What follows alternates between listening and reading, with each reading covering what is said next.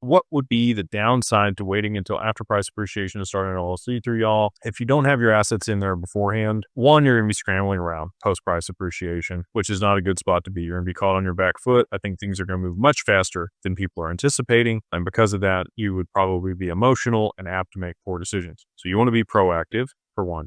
Two, seasoning in bank accounts. And it's a business bank account versus a personal bank account. Let's say you liquidate 7 figures in crypto and you're excited. You're going to send it to your bank account and then they flag it and they freeze it. You don't get access to it. And now you've got to hire an attorney with what money? Which you don't have the money for the attorney to be able to hire to, send the letter to the bank and let them know you're going to sue them to make sure that your account gets unlocked. It's not a good position to be in. If you've had a bank account for 3 to 6 months associated with your LLC, you're going to be much less likely to get flagged or frozen when you send large amounts of money there.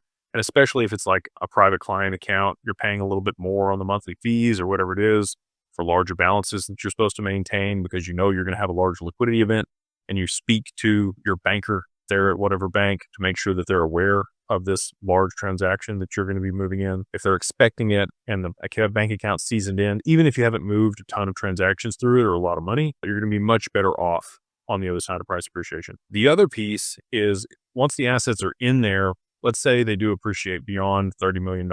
You're not going to have to worry about the taxes, even if you waited. If you do it the right way, moving the assets in there aren't a problem. But if you wanted to gift them out of the LLC into a trust, you're going to want to gift small portions of equity of that LLC and get a 409A valuation done on it. That's going to squeeze the value of the assets down so you can gift more out of your taxable estate. Most people are going to have a trust and an LLC outside the trust and keep a portion of their assets in the LLC outside of the trust to tax arbitrage the trust. And the way that works is any revenue that's more than $15,000 inside of a trust when you tax at 37.5%, unless you're working with these crazy people that say they defer taxes in perpetuity or you're able to evade taxes with this type of trust. Don't trust those people. Those are scams most of the time. Anyway, so there's a lot of reasons that you would want to set up the LLC before price appreciation.